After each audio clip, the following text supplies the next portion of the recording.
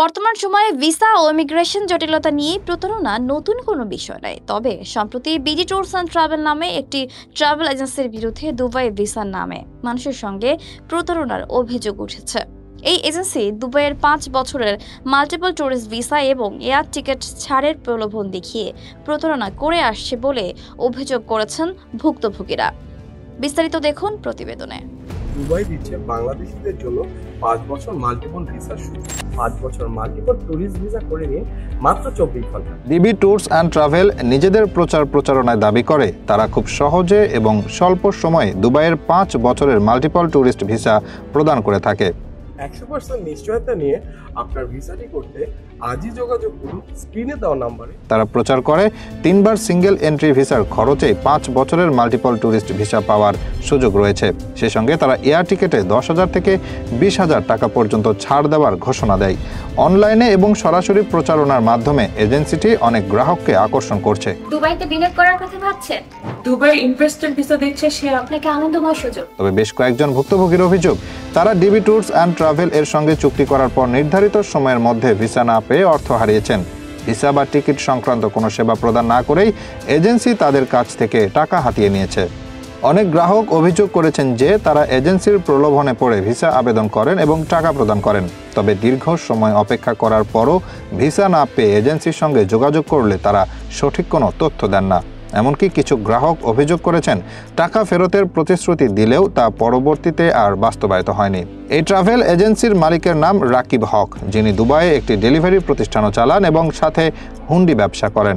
তার ডেলিভারি প্রতিষ্ঠানের লোক পাঠানোর নামেও অনেকের কাছে অর্থ গ্রহণ করে প্রতারণা করেছেন বলে অভিযোগ তোলেন তার কাছে সেবা নেওয়া এক ভুক্তভোগী। নাম প্রকাশে অনিচ্ছুক এই ভুক্তভোগী জানিয়েছেন তার কাছে দুবাইয়ে ব্যবসায়িক ভিসা করে দেওয়ার নামে 10 থেকে 12 লাখ টাকা হাতিয়ে নেয় রাকিব। এরপর তার ভিসা করতে পারেননি তিনি। এরপর ভুক্তভোগী সেই টাকা ফেরত চাইলে তিনি নানাভাবে তালবাহানা করতে থাকে। তাই উপান্তর না দেখে ভুক্তভোগী একটি মামলা দায়ের করেন। আমি ফেসবুক স্ক্রল করতে করতে একটি অ্যাড দেখি যে ওনরা একটা ভিসার নাম দিয়েছে যে দুবাই গোল্ডেন ভিসা, 5 ইয়ার দুবাই গোল্ডেন ভিসা। তো আমার প্রায় দুবাই যাওয়া হয়। এখন আমি তখন চিন্তা করলাম যে না, আমি একটা তাহলে 5 ইয়ার্স এর গোল্ডেন ভিসা নেই। আবার উনি উল্লেখ করে দিল যে আপনি যদি ভিসাটা করেন এখানে আপনার টোটালি 1,55,000 টাকা লাগবে, কিন্তু আপনি 1 লক্ষ টাকা আপনার ডিপোজিট, এই ডিপোজিটটা আপনি যখন ভিসাটা ক্যান্সেল করবেন তখন আপনি ডিপোজিটটা আপনি ব্যাক পাবেন, আপনাকে ইনস্ট্যান্টলি ব্যাক দেওয়া হবে। তো আমি এই চিন্তা করে ঠিক আছে আমি ভিসাটা ওনার কাছ থেকে করার পরে আমি কয়েকবার দুবাই যাই। যাওয়ার পরে উনি আমাকে একটা অফার দেয়, ভাই আপনি দুবাইতে একটা একটা ব্যবসা করতে পারেন। তো আমি বললাম ঠিক আছে তাহলে একটা ব্যবসা করা যায় দুবাইতে, উনি যেহেতু আমাকে বিভিন্ন রকমের পরামর্শ দিচ্ছেন। তারপরে উনি আমাকে বললো যে আপনার এই ইনভেস্টর ভিসাটাকে আমরা আপনাকে একটা ব্যবসায়িক ভিসাতে, ইনভেস্টর ভিসা না সরি, আপনার এই যে গোল্ডেন যে ভিসাটা ওনার নাম দিয়েছে, আসলে এটা গোল্ডেন ভিসা না, এটা একটা ট্যুরিস্ট ভিসা। ওনারা আসলে গোল্ডেন ভিসা একটা নাম দিয়েছে। তো এইটাকে কনভার্ট করে আমরা একটা ব্যবসায়িক ভিসাতে কনভার্ট করে দিচ্ছি।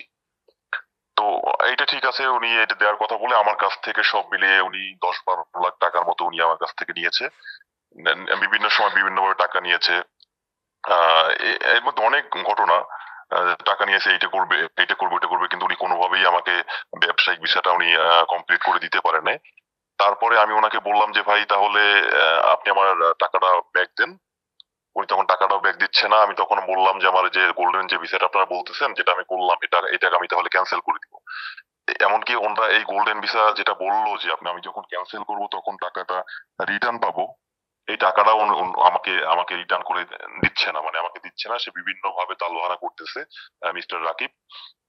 আর এই কারণেও উনি যখন আমার কাছ থেকে টাকাগুলো নেয় তখন উনি এগুলো আমার কাছ থেকে আমাকে একটা চেক দেয়, আমাকে কয়েকটা চেক দেয় টাকাগুলোর প্রমাণস্বরূপ যে চেক দিয়েছিল।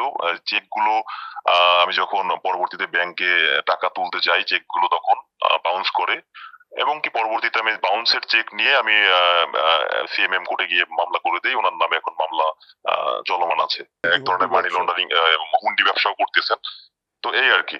এমনকি বাংলাদেশ থেকে যারা দুবাইতে টাকা পয়সা নিয়ে ব্যবসা করবে তাদেরকেও বিভিন্ন ভাবে বলতেছে যে আপনার আমাকে বাংলা টাকা দেন, আমি আপনাকে দুবাইতে দিরহাম দিচ্ছি। তো বিভিন্ন রকমের সব মিলে জানতে পারলাম যে উনি আসলে একটা ভালো ধরনের একটা প্রতারণা করতেছে, অনেক মানুষের সাথে প্রতারণা করতেছে, অনেক প্রুফ আমার কাছে আছে। এখন ওনার নামে আমি একটা মামলা করেছি যেটা বর্তমানে চলমান আছে। হ্যাঁ, এখন এখন আমার ইচ্ছে ছিল, আমার যেহেতু আইটি কোম্পানি, আমার ইচ্ছে ছিল যে আইটি কোম্পানি বাংলাদেশে অনেক ধরনের পেমেন্ট রিসিভ করা যায় না, যার কারণে আমার ইচ্ছা ছিল যে দুবাইতে আমি একটা ব্যবসা প্রতিষ্ঠান দিয়ে ওইখানে আমি সকল পেমেন্ট গুলো রিসিভ করবো। আমার বিদেশ থেকে যে পেমেন্ট গুলো আসবে ওখান থেকে আমি রিসিভ করবো, যার কারণে আমার ইচ্ছে ছিল। তারপরে আমি যখন ওনাকে একটা সময় কিন্তু ওনাকে আমি খুঁজে পাইনি, তখন আমি কি করলাম, আমার যেহেতু আগে মাল্টিপল ভিসা ছিল, দুবাইয়ের মাল্টিপল ভিসাটা আমার কাছে ছিল, ওইটার জন্য আমি দুবাইতে কয়েকবার, ওনার যে অ্যাড্রেস ছিল কয়েকবার দুবাইতে গেলাম, 2 থেকে 3 বার আমি নিজে দুবাইতে গেছি ওনাকে খোঁজার জন্য, কিন্তু ওনাকে আমি কোনোভাবেই ওখানে খুঁজে পাই নাই, বা আমি কোন রকমের ওখানে কোনো সলিউশন পাই নাই। উনি এটা নিয়েছে গত বছর নিয়েছে। আমি মাঝখানে অনেকদিন, মানে এখনো ওনার নামে মামলা চলমান আছে, আমি এখন থেকে কোর্ট থেকে পুনরায় এটা পাই নাই, চলমান আছে। তো আমি এটা এই জন্যই আসলে এটা আমি কাউকে জানাতে চাচ্ছিলাম না, বাট এখন আমার মনে হচ্ছে যে ওটা ফেসবুকে বিশাল প্রচারণা চালাচ্ছে, অনেক মানুষ হয়রানি হচ্ছে, প্রতারণার শিকার হচ্ছে। আমি চাচ্ছি এটা মানুষ জানুক, মানুষ একটু সচেতন হোক, যে ওনাদের কাছে জানি, মানে কাছে যেন না যায় মানুষ, কারণ ওরা একটা মানুষের সাথে স্ক্যাম করতেছে।